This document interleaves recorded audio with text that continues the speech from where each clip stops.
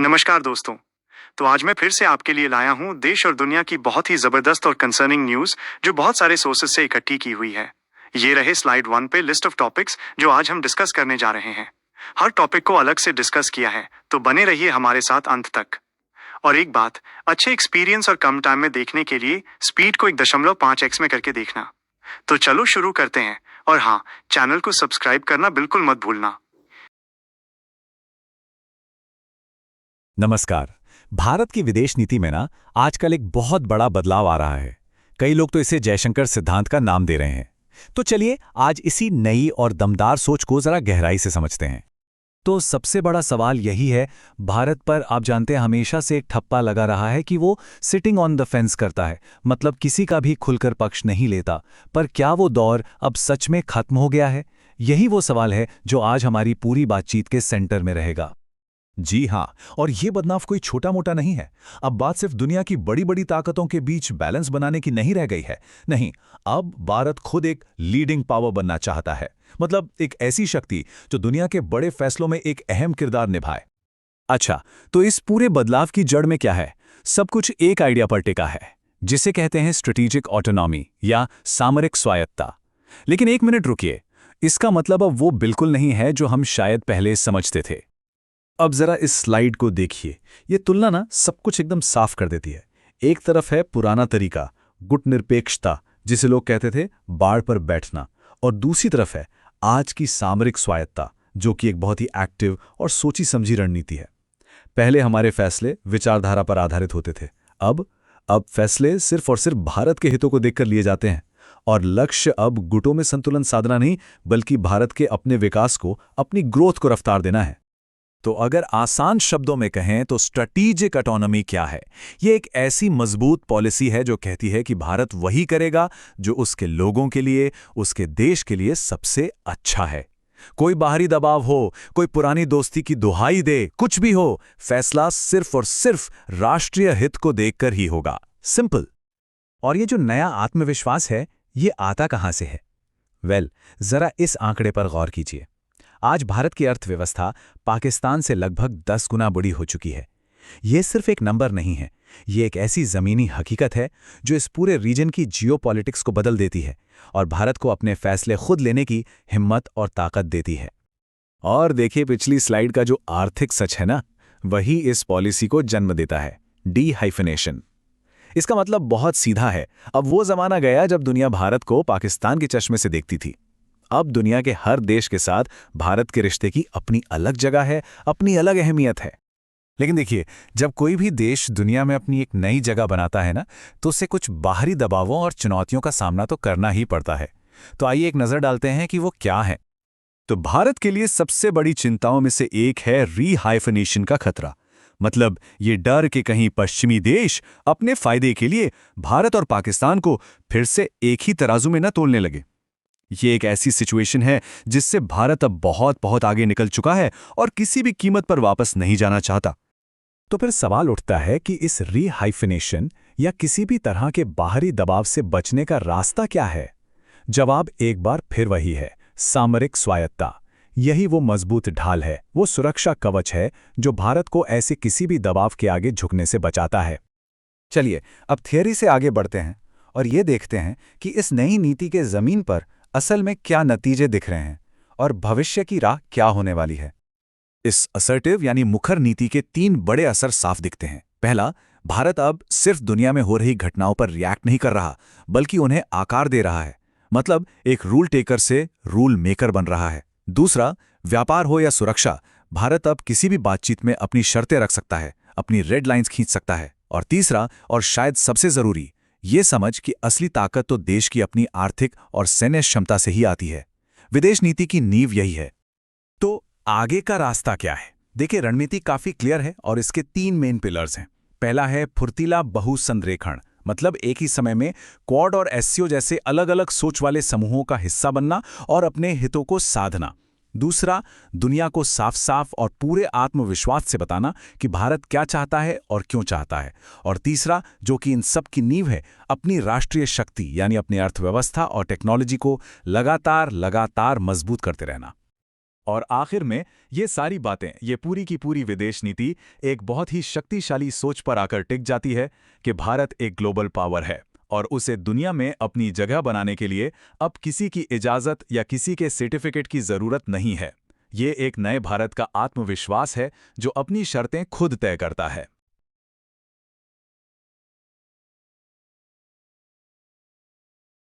क्या ऐसा हो सकता है कि किसी को जुर्म करने से पहले ही गिरफ्तार कर लिया जाए? यह सवाल ही हमारे न्याय और आज़ादी के पूरे सिस्टम पर एक बड़ा प्रश्न चिन्ह लगा देता है। तो सवाल यह है कि आखिर यह मुमकिन कैसे है? चलिए समझते हैं। अगर किसी ने माइनॉरिटी रिपोर्ट फिल्म देखी है तो ये कॉन्सेप्ट तुरंत समझ में आ जाएगा। एक ऐसा सिस्टम जहां भविष्य में होने वाले जुर्म के लिए सजा पहले ही दे दी जाती है। भारत का प्रिवेंटिव डिटेंशन कानून आप कह सकते हैं कुछ वैसा ही है, एक तरह का प्री क्राइम सिस्टम। तो आखिर ये प्रिवेंटिव डिटेंशन है क्या? सीधी भाषा में ये किसी व्यक्ति को सिर्फ इस शक पर हिरासत में लेना है कि वो भविष्य में कोई अपराध कर सकता है। और ध्यान देने वाली बात यह है कि यहां किसी सबूत या कोर्ट ट्रायल की जरूरत नहीं होती, सिर्फ शक ही काफी है। तो ये जो हमारे सामान्य जेल की सजा होती है उससे अलग कैसे है? देखिए, जो सामान्य हिरासत है, जिसे प्यूनिटिव डिटेंशन कहते हैं, वो तब होती है जब जुर्म साबित हो जाता है। लेकिन प्रिवेंटिव डिटेंशन, वो तो जुर्म को रोकने के लिए सिर्फ और सिर्फ शक की बुनियाद पर होती है। मतलब एक तरफ सबूत है और दूसरी तरफ सिर्फ एक आशंका। और यहीं पर सबसे बड़ा विरोधाभास सामने आता है। पता है ये विवादास्पद शक्ति कहां से आती है? किसी आम कानून से नहीं, बल्कि सीधे हमारे संविधान से। जी हां, ये बिल्कुल सच है। भारत के संविधान का आर्टिकल 22 ही राज्य को प्रिवेंटिव डिटेंशन की इजाजत देता है। कमाल की बात है, यही वो आर्टिकल है जो एक तरफ हमें गिरफ्तारी से सुरक्षा देता है तो दूसरी तरफ बिना मुकदमे के हिरासत का रास्ता भी खोल देता है। और देखिए, इस कानून को लेकर जो चिंताएं हैं वो कोई नई नहीं है। खुद संविधान के निर्माता डॉक्टर बी आर अम्बेडकर ने कहा था कि मुझे ये पसंद नहीं, ये औपनिवेशिक युग के कानूनों की सबसे बुरी चीजों को उधार लेने जैसा है। इससे साफ पता चलता है कि ये कानून अपनी शुरुआत से ही कितना विवादास्पद रहा है। तो फिर हमारी आज़ादी की रक्षा कैसे होती है? यहीं पर सुप्रीम कोर्ट का एक बहुत मशहूर सिद्धांत सामने आता है, अधिकारों का सुनहरा त्रिकोण, जिसे गोल्डन ट्रायंगल ऑफ राइट्स कहते हैं। इसका मतलब है कि हमारे 3 मौलिक अधिकार यानी आर्टिकल 14, 19 और 21 आपस में गहराई से जुड़े हुए हैं, उन्हें अलग करके नहीं देखा जा सकता। ये 3 स्तंभ हैं: कानून के सामने समानता का अधिकार, हर तरह की स्वतंत्रता का अधिकार और जीवन और व्यक्तिगत स्वतंत्रता का अधिकार। अब प्रिवेंटिव डिटेंशन इन तीनों ही मौलिक अधिकारों पर सीधा हमला करता है और यहीं से न्यायपालिका यानी हमारी अदालतों की भूमिका शुरू होती है। तो चलिए अब ये देखते हैं कि हमारी अदालतें देश की सुरक्षा और एक व्यक्ति की आज़ादी के बीच संतुलन बनाने की कोशिश कैसे करती हैं। इसके लिए अदालतें एक खास पैमाने का इस्तेमाल करती हैं जिसे कहते हैं टेस्ट ऑफ प्रोपोर्शनैलिटी या आनुपातिकता की कसौटी। ये एक तरह का लीगल टेस्ट है जिससे ये परखा जाता है कि सरकार का कोई भी एक्शन जो हमारे अधिकारों को कम करता है वो जायज़ है भी या नहीं।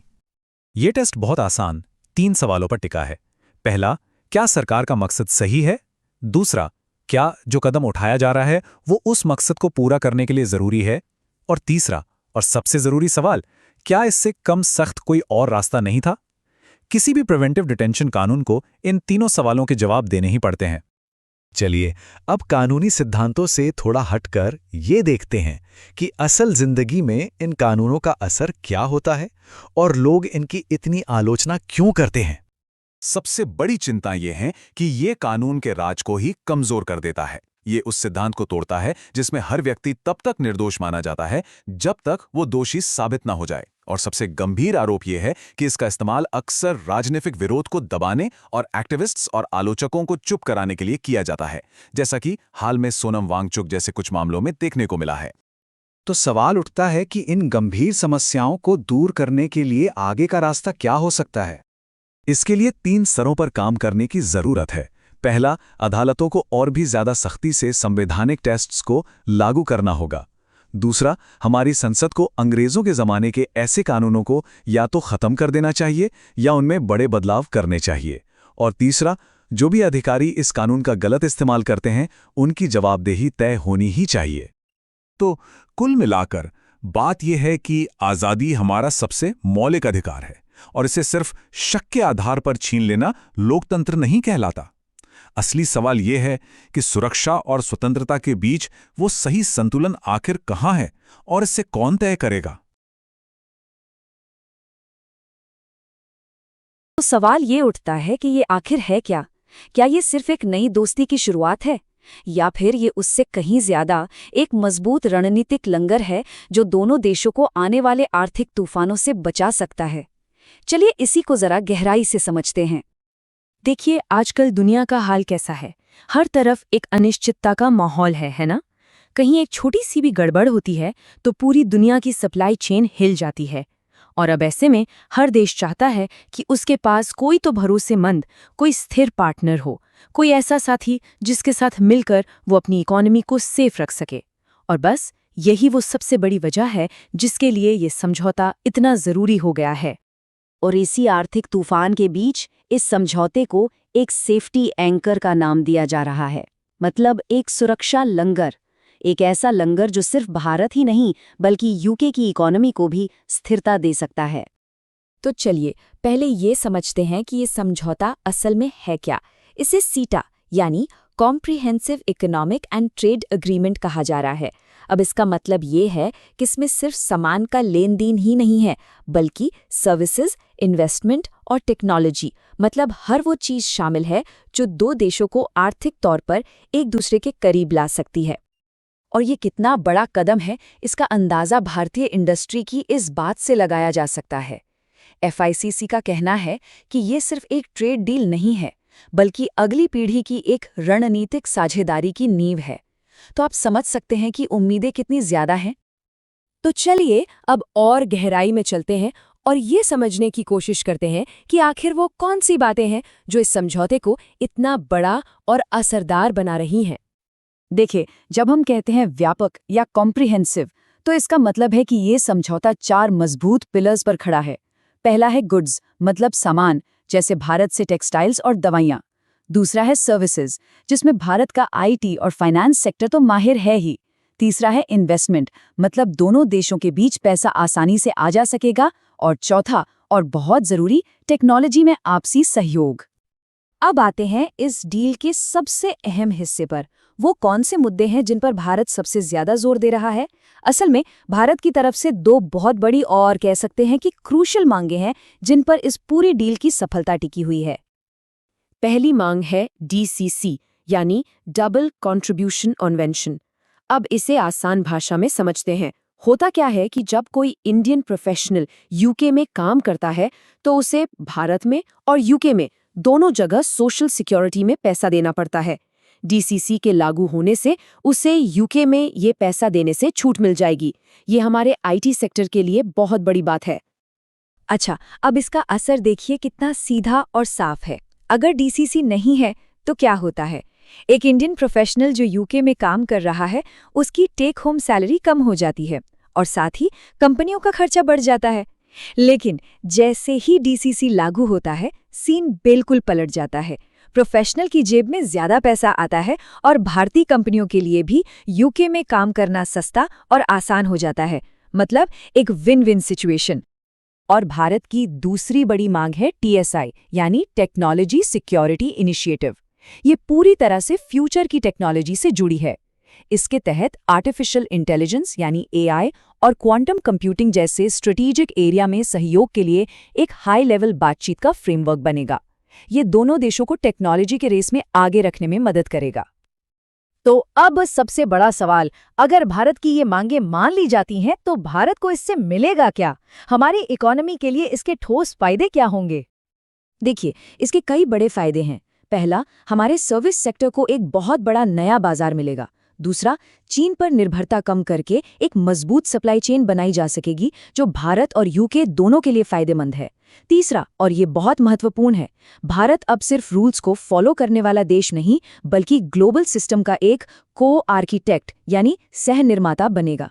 मतलब भारत अब टेक्नोलॉजी और सप्लाई चेन जैसे मामलों में दुनिया के नियम तय करने में अहम भूमिका निभाएगा। और हाँ, हमारे छोटे और मझोले उद्योगों यानी MSMEs को यूके के बाजार तक आसान पहुंच मिल जाएगी। तो अब हम लगभग आखिर में आ गए हैं। आइए अब देखते हैं कि इस इतनी ज़रूरी पार्टनरशिप को हकीकत में बदलने के लिए आगे कौन से कदम उठाने की ज़रूरत है। आगे का रास्ता बिल्कुल साफ है और इन 3 कदमों पर टिका है। सबसे पहले DCC पर बातचीत को टॉप प्रायोरिटी देनी होगी। दूसरा, फ्यूचर टेक्नोलॉजी में पार्टनरशिप को और मजबूत करना होगा। और तीसरा, हमारे छोटे और मझोले उद्योगों के लिए नियमों को और भी आसान बनाना होगा ताकि वे इस मौके का पूरा फायदा उठा सकें। तो कुल मिलाकर हम कह सकते हैं कि ये सिर्फ एक रणनीतिक साझेदारी नहीं है, ये एक ऐसी दोस्ती साबित हो सकती है जो सिर्फ रिश्ते ही नहीं बल्कि दोनों देशों की जेबें भी भरेगी। लेकिन एक बड़ा सवाल अभी भी बाकी है जिस पर सोचना जरूरी है। क्या ये सेफ्टी एंकर ग्लोबल इकोनॉमी की इन बदलती और अनिश्चित लहरों के बीच मजबूती से टिका रह पाएगा? खैर, इसका जवाब तो आने वाला वक्त ही देगा। ये जो नंबर स्क्रीन पर है, ये चौंकाने वाला है। इंटरनेशनल लेबर ऑर्गेनाइजेशन यानी ILO के मुताबिक भारत में होने वाले हर 4 जानलेवा हादसों में से एक काम की जगह पर होता है। जरा सोचिए, हर 4 में से एक। ये आंकड़ा हमारे वर्कप्लेस की सेफ्टी पर एक बहुत बड़ा और गंभीर सवाल खड़ा करता है। तो सवाल यही उठता है कि आखिर ऐसा क्यों है? भारत में काम करने की जगहें इतनी खतरनाक क्यों हैं? चलिए, इस पूरी पड़ताल में हम इसी सवाल की जड़ तक जाने की कोशिश करते हैं और इसके पीछे की वजहों को समझते हैं। तो चलिए मामले की गहराई में उतरते हैं। सबसे पहले ये समझने की कोशिश करते हैं कि इन भयानक हादसों के पीछे की असली वजह क्या है। देखिए, अक्सर जब भी कोई हादसा होता है तो उसे इंसानी भूल या ह्यूमन एरर कहकर बात खत्म कर दी जाती है। लेकिन आलोचकों का मानना है कि असली वजह इससे कहीं ज्यादा गहरी है। उनका कहना है कि ये ईज ऑफ डूइंग बिजनेस को बढ़ावा देने के नाम पर धीरे धीरे श्रम कानूनों को कमजोर करने का नतीजा है। मतलब ये किसी एक इंसान की गलती नहीं बल्कि पूरे सिस्टम से जुड़ी एक समस्या है। तो ये सब कानूनी तौर पर कैसे हो रहा है? इसे समझने के लिए हमें उस नए सुरक्षा कोड को देखना होगा जो हाल ही में लाया गया है। यह है OSHBC कोड 2020। इसका पूरा नाम है occupational safety health and working conditions code. अब इस एक अकेले कोड ने क्या किया? इसने सेफ्टी से जुड़े 13 पुराने और ज्यादा डिटेल्ड कानूनों की जगह ले ली। मकसद बताया गया कि कानूनों को आसान और सरल बनाना है। और इस नए कोड का एक बहुत ही अहम हिस्सा है सेल्फ सर्टिफिकेशन। अब ये क्या है? ये एक ऐसा सिस्टम है जिसमें कंपनी के मालिक खुद ही एक घोषणा कर सकते हैं कि हाँ, हम सारे सेफ्टी नियमों का पालन कर रहे हैं। इसने उस पुराने मॉडल को बदल दिया है जिसमें सरकारी इंस्पेक्शन होना अनिवार्य था। ये बदलाव कितना बड़ा है इसे ऐसे समझिए। पहले क्या था? सरकार की तरफ से जांच होना अनिवार्य था। अब क्या है? अब कंपनियां खुद ही सेल्फ सर्टिफाई कर सकती हैं। मतलब जहां पहले राज्य की सीधी निगरानी थी, अब सब कुछ मालिकों की घोषणा पर टिक गया है। इसका सीधा नतीजा क्या हुआ? सरकारी जांच और निगरानी में भारी कमी आ गई है। लेकिन ये बदलाव इतने अहम क्यों हैं? इसे समझने के लिए हमें इतिहास में थोड़ा पीछे जाना होगा और एक ऐसी त्रासदी को याद करना होगा जिसे भारत कभी नहीं भूल सकता। कुछ एक्सपर्ट्स इस पूरी स्थिति को रेस टू द बॉटम कहते हैं, मतलब सबसे नीचे पहुंचने की एक होड़। ये ग्लोबल ट्रेंड है जिसमें देश विदेशी इन्वेस्टमेंट पाने के लिए एक दूसरे से मुकाबला करते हैं और इस मुकाबले में वो अपने सुरक्षा, वेतन और पर्यावरण से जुड़े नियमों में ढील देते जाते हैं। इससे फौरी तौर पर तो फायदा दिखता है, लेकिन लंबे समय में इसका बहुत बड़ा नुकसान उठाना पड़ता है। ये टाइमलाइन देखिए, ये पूरी कहानी साफ साफ बताती है। 1984 में भोपाल गैस त्रासदी ने पूरे देश को झकझोर कर रख दिया। इसके बाद मजबूत सुरक्षा कानूनों के लिए जबरदस्त मांग उठी और नतीजा क्या हुआ? फैक्ट्रीज एक्ट को सख्त बनाया गया और सरकारी निगरानी को बढ़ाया गया। और फिर आता है साल 2020। OSHW कोड लागू होता है जो सेल्फ सर्टिफिकेशन के जरिए उसी सरकारी निगरानी को फिर से कमजोर कर देता है। तो इन कमजोर पड़ते नियमों की असली कीमत कौन चुका रहा है? चलिए देखते हैं कि इसका असर किस किस पर और कैसे पड़ रहा है। इसके 3 बहुत बड़े असर हैं। सबसे पहला और सीधा असर पड़ता है मजदूरों के अधिकारों पर। खासकर वो लोग जो कॉन्ट्रैक्ट पर हैं या इनफॉर्मल सेक्टर में काम करते हैं, वो सबसे ज्यादा असुरक्षित हो जाते हैं। दूसरा है आर्थिक नुकसान, क्योंकि कोई भी कंपनी लगातार हादसों के बीच लंबे समय तक मुनाफा नहीं कमा सकती। और तीसरा असर पड़ता है हमारी अंतर्राष्ट्रीय छवि पर। दुनिया में भारत को मजदूरों के लिए एक असुरक्षित जगह के तौर पर देखा जाने लगता है। तो क्या इसका कोई हल नहीं है? क्या कोई रास्ता है जिससे इस ट्रेंड को बदला जा सके? जी हां, आगे एक सुरक्षित रास्ता बिल्कुल है। इसके लिए 3 ठोस कदम सुझाए गए हैं। पहला, निगरानी व्यवस्था को फिर से बहाल किया जाए, मतलब सेल्फ सर्टिफिकेशन के मॉडल पर दोबारा सोचकर सरकारी जांच को फिर से मजबूत किया जाए। दूसरा, जवाबदेही तय हो, हादसों के लिए कंपनी के सीनियर मैनेजमेंट को भी जिम्मेदार ठहराया जाए। और तीसरा, सुरक्षा का फायदा सबको मिले, यानी ईएसआई जैसे सामाजिक सुरक्षा लाभ सभी इनफॉर्मल मजदूरों तक भी पहुंचाए जाएं। और अंत में एक विचार जो इस पूरी बहस को एक नए नजरिए से देखने पर मजबूर करता है। सुरक्षा कोई खर्च नहीं बल्कि एक निवेश है। ये लाइन हमें ये सोचने पर मजबूर करती है कि क्या थोड़े समय का बिजनेस फायदा किसी इंसान की जिंदगी और उसकी सुरक्षा से ज्यादा कीमती हो सकता है?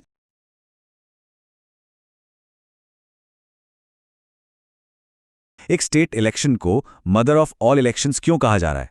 वो भी किसी पार्टी के लिए नहीं, बल्कि खुद चुनाव कराने वाली संस्था के लिए। वजह सीधी सी है, हाल के कुछ फैसलों और कह सकते हैं बढ़ते शक ने चुनाव आयोग की निष्पक्षता पर ही एक बड़ा सवालिया निशान लगा दिया है। तो इस पूरी बहस के केंद्र में जो सबसे पहला और बड़ा मुद्दा है वो है वोटर लिस्ट। और देखिए, ये सिर्फ कुछ आंकड़ों का खेल नहीं है, ये सीधा सीधा हमारे और आपके वोट देने के अधिकार से जुड़ा हुआ मामला है। ये पूरा विवाद एक नंबर से शुरू होता है और वो नंबर है 69 लाख। जी हां, आपने सही सुना, 69 लाख वोटरों के नाम वोटर लिस्ट से हटा दिए गए। अब आप सोचिए, ये नंबर इतना बड़ा है कि इसने पूरी चुनावी प्रक्रिया की निष्पक्षता पर ही सवाल खड़े कर दिए हैं। तो सवाल ये उठता है कि इतने सारे नाम आखिर हटाए कैसे गए? वेल, ईसीआई इसके लिए एक प्रोसेस अपनाता है जिसे कहते हैं SIR, मतलब स्पेशल इंटेंसिव रिवीजन। अगर आसान भाषा में समझें तो इसका काम है वोटर लिस्ट से डुप्लीकेट या गलत नामों को हटाकर उसे, आप कह सकते हैं, प्यूरिफाई करना। लेकिन सोचिए, क्या हो अगर ये सफाई की प्रक्रिया ही गलत हो जाए? और जब ये लिस्ट शुद्ध करने के प्रोसेस में गड़बड़ी होती है तो उसका नतीजा होता है डिसएनफ्रेंचाइजमेंट, मतलब एक असली जेन्युइन वोटर का नाम ही लिस्ट से गायब हो जाता है। और ये डेमोक्रेसी के लिए सबसे बड़े खतरों में से एक है। क्यों? क्योंकि ये सीधा सीधा एक नागरिक से उसका सबसे बड़ा अधिकार यानी वोट देने का हक छीन लेता है। अच्छा, तो भरोसे की इसी कमी को दूर करने के लिए टेक्नोलॉजी को मैदान में उतारा गया। पर सवाल ये है कि क्या टेक्नोलॉजी अपना वादा निभा पाई? चलिए देखते हैं। इस भरोसे को बनाने के लिए 2 मेन टेक्नोलॉजीज हैं। पहली है वीवीपैट। आप जब वोट देते हैं तो एक कागज की पर्ची निकलती है ना, बस वही है वीवीपैट, जिससे आप देख सकते हैं कि आपका वोट सही जगह गया है। और दूसरी है ईसीनेट। ये एक डिजिटल प्लेटफॉर्म है जो वोटिंग का रियल टाइम डेटा दिखाता है, ताकि बाद में कोई ये ना कह सके कि आंकड़ों में हेरफेर हुआ है। और देखिए, वीवीपीएट सिस्टम का सबसे बड़ा सेफ्टी फीचर इसका रूल है जो बिल्कुल क्लियर कट है। अगर कभी ईवीएम की गिनती और वीवीपीएट की पर्चियों में जरा सा भी फर्क आता है तो कागज की पर्चियों की गिनती ही फाइनल होगी। ये एक तरह से इलेक्ट्रॉनिक वोटिंग पर एक बहुत जरूरी फिजिकल चेक है। तो चलिए अब इस पूरी तस्वीर को थोड़ा बड़ा करके देखते हैं। अगर इलेक्शन कमीशन अपनी क्रेडिबिलिटी के इस टेस्ट में फेल हो जाता है तो इसका असर सिर्फ एक चुनाव के नतीजे पर नहीं पड़ेगा, इसका असर पूरे देश पर पड़ेगा। यहां पर 3 बड़े रिस्क हैं। पहला, आम लोगों का इलेक्शन के पूरे प्रोसेस से ही भरोसा उठ जाएगा। दूसरा, अगर हारने वाली पार्टियां नतीजों को मानने से इनकार कर दें तो सोचिए देश में कैसी पॉलिटिकल इंस्टेबिलिटी आ सकती है। और तीसरा, खुद चुनाव आयोग जैसी बड़ी और जरूरी संस्था की गरिमा को नुकसान पहुंच सकता है। तो ठीक है, हमने प्रॉब्लम भी समझ ली और उसके खतरे भी। तो अब सवाल ये है कि आगे का रास्ता क्या है? इस भरोसे को दोबारा कैसे बनाया जा सकता है? इसके लिए 3 ठोस कदम बताए गए हैं। पहला, जितने भी वोटरों के नाम लिस्ट से हटाए गए हैं उनका पूरा डेटा पब्लिक किया जाए ताकि कोई भी उसकी जांच कर सके। दूसरा, वोटिंग के दिन जो भी शिकायतें आती हैं उन्हें सुलझाने के लिए एक मजबूत सिस्टम बनाया जाए। और तीसरा, इलेक्शन कमीशन सभी पॉलिटिकल पार्टी से लगातार बातचीत करे ताकि किसी भी तरह का कोई कंफ्यूजन पैदा ही ना हो। और आखिर में सारी बात इस एक चीज पर आके रुक जाती है। ईसीआई एक न्यूट्रल अंपायर है और डेमोक्रेसी के इस खेल को सही तरीके से चलाने के लिए उसके फैसले को मानना ही होगा, सबको। लेकिन यह हमें एक बड़े और सोचने वाले सवाल के साथ छोड़ जाता है। आज का जो दौर है, जहां इतना गहरा पॉलिटिकल डिवीजन है, ऐसे में एक न्यूट्रल अंपायर ये कैसे पक्का कर सकता है कि उसके फैसलों को हर पक्ष सही माने? शायद यही आज हमारी लोकतांत्रिक संस्थाओं के सामने सबसे बड़ी चुनौती है। क्या सच में कोई स्पंज जैसा मटेरियल हो सकता है जो क्लाइमेट चेंज और पानी की कमी जैसी बड़ी-बड़ी समस्याओं को सुलझा दे? सुनने में अजीब लगता है ना? पर आज हम इसी के बारे में बात करने वाले हैं। तो चलिए इस चमत्कारी मटेरियल को थोड़ा और करीब से समझते हैं। इसका नाम है MOF यानी मेटल ऑर्गेनिक फ्रेमवर्क्स, और जो बात इसे सबसे खास बनाती है वो है इसे बनाने का तरीका। तो आखिर ये MOFs हैं क्या भला? इसे ऐसे समझिए जैसे बहुत ही छोटे छोटे अनगिनत बक्सों से बना एक ढांचा है, एक तरह का मॉलिक्यूलर मचान जिसमें न जाने कितनी खाली जगह है मॉलिक्यूल्स को पकड़ने और स्टोर करने के लिए। अब जो बात दिमाग घुमा देती है वो है इसकी कैपेसिटी। अंदाजा लगाइए, सिर्फ 1 ग्राम मॉफ पाउडर के अंदर का जो सरफेस एरिया होता है ना, वो एक पूरे फुटबॉल के मैदान के बराबर हो सकता है। सच में ये तो कमाल ही है। और ये सब मुमकिन हो पाया है एक बिल्कुल नई तरह की केमिस्ट्री से, जिसका नाम है रेटिकुलर केमिस्ट्री। इसे पदार्थ का व्याकरण या ग्रामर ऑफ मैटर भी कहा जाता है।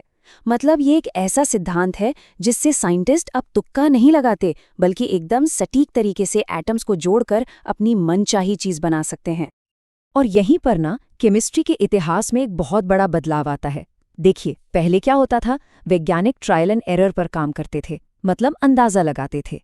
लेकिन रेटिकुलर केमिस्ट्री ने उन्हें एक आर्किटेक्ट जैसी पावर दे दी है, जो एटम्स को एकदम सटीक तरीके से जोड़ सकते हैं। ये अंदाजे से कुछ बनाने और डिजाइन करके कुछ बनाने के बीच का फर्क है। चलिए, ये सब विज्ञान की बातें तो हो गईं। अब देखते हैं कि ये असल में हमारे लिए क्यों इतना जरूरी है। ये MOFs हमारी दुनिया की जो सबसे बड़ी चुनौतियां हैं, उनसे लड़ने में हमारी मदद कैसे कर सकते हैं। तो पहली और शायद सबसे बड़ी समस्या, क्लाइमेट चेंज। हम सब जानते हैं कि फैक्ट्रियों और पावर प्लांट से निकलने वाली ग्रीन हाउस गैसें, खासकर कार्बन डाइऑक्साइड, हमारे पर्यावरण के लिए कितना बड़ा खतरा है। तो यहाँ MOFs एक स्मार्ट फिल्टर की तरह काम करते हैं। सोचिए, फैक्ट्रियों की चिमनियों पर ये लगे हों और धुएं में से सिर्फ और सिर्फ जहरीली CO2 को सोख लें और बाकी साफ हवा को बाहर जाने दें। और जो गैस पकड़ी गई है उसे बाद में कहीं सेफ जगह पर स्टोर किया जा सकता है। अब बात करते हैं दूसरी बड़ी चुनौती की, पानी की कमी। दुनिया भर में ऐसे कितने ही इलाके हैं जहां साफ पीने का पानी आज भी एक बहुत बड़ी समस्या है।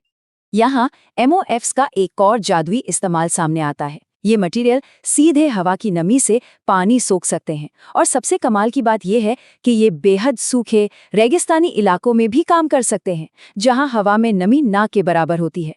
मतलब ये सचमुच हवा से पानी बनाने जैसा है।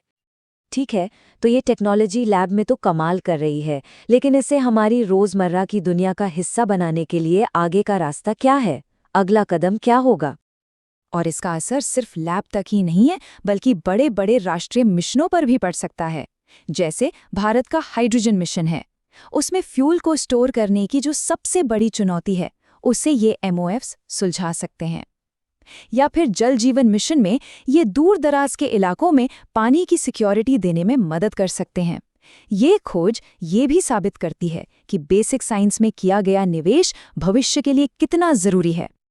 तो इस टेक्नोलॉजी को लैब से निकालकर हम सब तक पहुंचाने के लिए करना क्या होगा? सबसे पहले तो इसे सस्ता और बड़े पैमाने पर बनाने के लिए रिसर्च और डेवलपमेंट में पैसा लगाना होगा।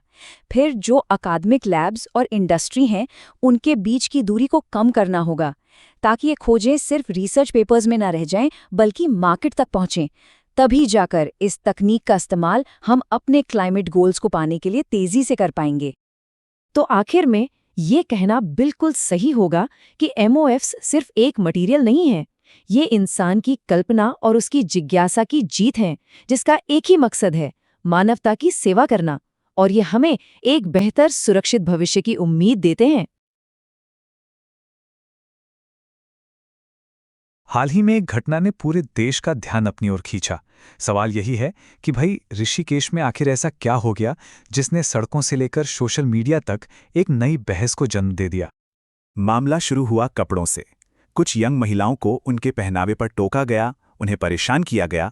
पर देखिए, ये बात सिर्फ कपड़ों तक ही सीमित नहीं रही। ये घटना बहुत जल्द व्यक्तिगत आज़ादी और समाज के स्वघोषित ठेकेदारों के बीच एक बड़ी लड़ाई का प्रतीक बन गई। तो चलिए, सबसे पहले ऋषिकेश वाली घटना को ही थोड़ा और समझते हैं। और हाँ, एक बात याद रखने वाली है, ये सिर्फ एक शहर की कहानी नहीं है। ये तो महिलाओं की आज़ादी और अपने फैसले खुद लेने के अधिकार के लिए जो एक बहुत बड़ा संघर्ष चल रहा है, ये उसी की एक कड़ी है। और देखिए, इसको एक आइसोलेटेड इवेंट, मतलब एक अकेली घटना समझना, ये बहुत बड़ी भूल होगी। सच तो ये है कि ये आज की युवा पीढ़ी की महिलाओं में आई एक जबरदस्त जागरूकता और बिना डरे सामना करने के जज्बे को दिखाता है। ये वो पीढ़ी है जो अब चुप बैठने को तैयार नहीं है। तो ये सब सुनकर सवाल तो उठता है कि ये नैतिक पहरेदारी या मॉरल पुलिसिंग ये है क्या भला? चलिए समझते हैं कि इस तरह की घटनाओं के पीछे असल में कौन सी ताकतें काम कर रही हैं। ये शब्द तो सबने सुना ही होगा, मॉरल पुलिसिंग या नैतिक पहरेदारी, है ना? पर इसका असली मतलब क्या है? क्या ये सिर्फ कुछ लोगों की मनमानी है या इसके पीछे कोई गहरी सोच काम करती है?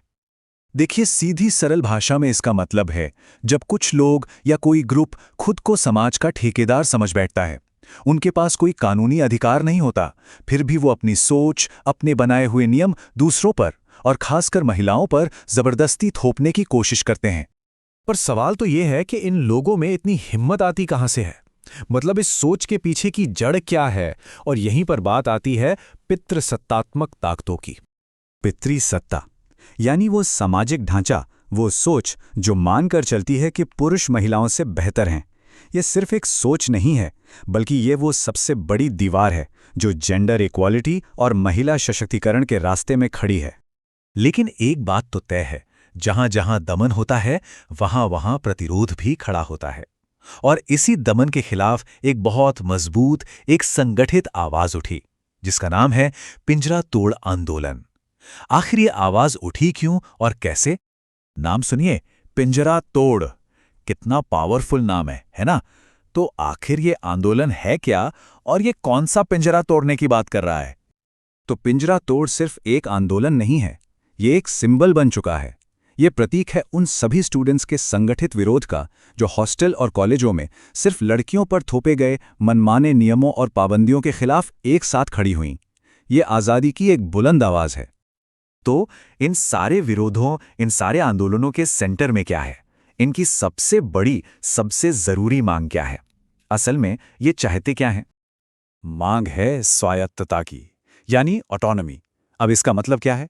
सीधा सा मतलब है कि हर महिला का अपने शरीर, अपनी जिंदगी और अपने फैसलों पर पूरा का पूरा हक हो। कोई और ये तय नहीं करेगा कि वो क्या पहनेगी, कहाँ जाएगी या अपनी जिंदगी को कैसे जिएगी। अब कोई ये सोच सकता है कि भाई इन छोटे मोटे प्रोटेस्ट से क्या ही फर्क पड़ जाएगा? तो जवाब है, बहुत फर्क पड़ता है। ये जो लोकल संघर्ष दिखते हैं ना, इनका असर बहुत बड़ा होता है, राष्ट्रीय और यहां तक कि ग्लोबल लेवल तक। इसका असर आप 3 लेवल्स पर देख सकते हैं। पहला, इससे होता है सामाजिक सशक्तिकरण, मतलब पब्लिक स्पेस में महिलाओं की मौजूदगी और उनकी दावेदारी बढ़ती है। दूसरा, ये असहिष्णुता को चुनौती देकर हमारे लोकतांत्रिक मूल्यों को और मजबूत करता है। और तीसरा, ये हमें ईरान जैसे देशों में आज़ादी के लिए लड़ रही महिलाओं के वैश्विक संघर्ष से भी जोड़ता है। तो ठीक है, प्रॉब्लम समझ ली, उसका असर समझ लिया, पर अब सबसे जरूरी सवाल कि आगे का रास्ता क्या है, सॉल्यूशन क्या है? इस चुनौती से निपटने के लिए एक साथ 3 मोर्चों पर काम करना होगा। इसके लिए 3 कदम एक साथ उठाने बहुत जरूरी हैं। सबसे पहले, जो लोग मोरल पुलिसिंग के नाम पर गुंडागर्दी करते हैं, उन पर फौरन और सख्त कानूनी कार्रवाई हो। दूसरा, स्कूलों से लेकर दफ्तरों तक समाज में हर लेवल पर जेंडर सेंसिटिविटी की शिक्षा को बढ़ावा दिया जाए। और तीसरा, और शायद सबसे जरूरी, हम सब मतलब सिविल सोसाइटी आगे आएं और महिलाओं की आज़ादी का खुलकर सपोर्ट और बचाव करें। तो आखिर में संदेश एकदम साफ है, ये लड़ाई सिर्फ कुछ महिलाओं की नहीं है, ये हम सबके लिए एक बेहतर, एक बराबरी वाला समाज बनाने की लड़ाई है। और इस लड़ाई का मंत्र बस एक ही है, लड़कियां डरो नहीं, लड़ो और आगे बढ़ो।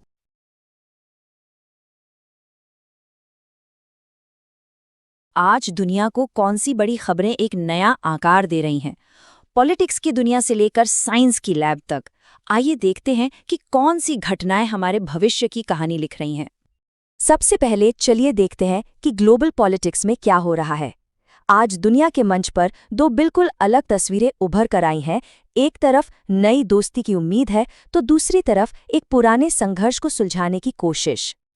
एक तरफ ब्रिटेन के नए प्रधानमंत्री कीर स्टारमर एक बड़े ट्रेड एग्रीमेंट के लिए भारत में प्रधानमंत्री मोदी से मिल रहे हैं, तो वहीं दूसरी तरफ गाजा में शांति की एक छोटी सी उम्मीद जगी है, जहां हमास ने कैदियों की अदला बदली के लिए एक लिस्ट सौंपी है। ये दोनों ही घटनाएं दिखाती हैं कि कैसे दुनिया एक ही वक्त में कुछ नया बनाने और पुराने मसलों को सुलझाने की राह पर चलती है। और इस मुलाकात की सबसे बड़ी बात क्या है? ब्रिटेन के प्रधानमंत्री ने इस ट्रेड डील को विकास का लॉन्च पैड बताया है। मतलब ये सिर्फ एक सौदा नहीं है, बल्कि ये दोनों देशों के लिए आर्थिक तरक्की की एक बड़ी छलांग लगाने का मौका हो सकता है। अब रुख करते हैं अमेरिका का, जहां सियासी माहौल काफी गरमाया हुआ है। पूर्व राष्ट्रपति डोनाल्ड ट्रंप ने शिकागो के मेयर और इलिनॉइस के गवर्नर को जेल भेजने तक की मांग कर दी है। मामला इतना बढ़ गया है कि शहर में सेना की तैनाती की बातें भी हो रही हैं, जो कि एक बहुत ही असाधारण कदम है। और अब हमारे पड़ोसी देश बांग्लादेश से एक चौंकाने वाली खबर आ रही है। वहां की पूर्व प्रधानमंत्री शेख हसीना के खिलाफ मानवता के विरुद्ध अपराध जैसे बेहद गंभीर आरोपों में गिरफ्तारी का वारंट जारी हो गया है। किसी देश के पूर्व प्रमुख पर ऐसे आरोप लगना वहां की राजनीति में एक भूचाल लाने जैसा है। अच्छा, दुनिया भर की इन खबरों के बाद अब जरा देखते हैं कि भारत और हमारे पड़ोस में क्या चल रहा है। यहाँ भी कहानी उम्मीद और चुनौतियों के बीच ही घूमती नजर आ रही है। भारत में विकास की रफ्तार को एक नई उड़ान मिली है। प्रधानमंत्री मोदी ने नवी मुंबई इंटरनेशनल एयरपोर्ट का उद्घाटन किया और इसे विकसित भारत के सपने का प्रतीक बताया। यह सिर्फ एक एयरपोर्ट नहीं है, बल्कि देश के बढ़ते इंफ्रास्ट्रक्चर और उसकी महत्वाकांक्षाओं का एक जीता जागता सबूत है। लेकिन पड़ोस से एक दुखद खबर भी है। पाकिस्तान के खैबर पख्तूनख्वा इलाके में तहरीक-ए-तालिबान पाकिस्तान यानी टीटीपी के आतंकियों के साथ हुई एक मुठभेड़ में पाकिस्तानी सेना को एक बड़ा झटका लगा है। इस मुठभेड़ में एक लेफ्टिनेंट कर्नल और एक मेजर समेत 11 सैनिकों की जान चली गई। ये वाकई एक बहुत बड़ा नुकसान है। अब भारत से एक बहुत ही परेशान करने वाली खबर पर आते हैं। हरियाणा में एक आईपीएस अधिकारी ने अपनी जान दे दी और वो अपने पीछे एक सुसाइड नोट छोड़ गए हैं, जिसमें उन्होंने सिस्टम पर ही कई गंभीर सवाल खड़े किए हैं। उनके सुसाइड नोट में जाति के आधार पर भेदभाव और सीनियर्स द्वारा हैरेसमेंट जैसे बेहद गंभीर आरोप हैं।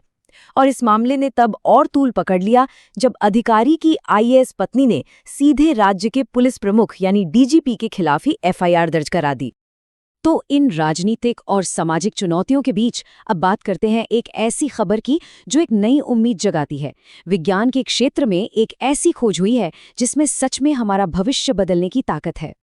केमिस्ट्री का अगला नोबेल पुरस्कार मेटल ऑर्गेनिक फ्रेमवर्क्स यानी MOFs को दिया गया है। तो सवाल है कि ये MOFs आखिर हैं क्या? चलिए इसे बिल्कुल आसान भाषा में समझते हैं। ये एक तरह के मॉलिक्यूलर सुपर स्पंज है। इन्हें खास तौर पर अलग अलग गैसों को पकड़ने, स्टोर करने या फिर एक दूसरे से अलग करने के लिए ही डिजाइन किया गया है। तो ये सुपर स्पंजेस हमारे लिए इतने जरूरी क्यों हैं? जरा सोचिए, ये हवा से कार्बन डाइऑक्साइड को सोख सकते हैं, हाइड्रोजन जैसे क्लीन फ्यूल को सुरक्षित तरीके से स्टोर कर सकते हैं और इस तरह ये एनर्जी और पर्यावरण की दुनिया में एक क्रांति ला सकते हैं। ये सच में एक बेहतर और हरे भरे भविष्य की चाबी हो सकते हैं। तो आज के इन सभी खबरों को एक साथ देखें तो एक बड़ा सवाल सामने आता है। एक तरफ विकास और विज्ञान की नई उम्मीदें हैं और दूसरी तरफ तनाव और संघर्ष की कहानियां। तो आज के दिन को देखकर क्या लगता है, प्रगति की ताकत ज्यादा हावी रही या संघर्ष की? ये सोचने के लिए एक जरूरी सवाल है।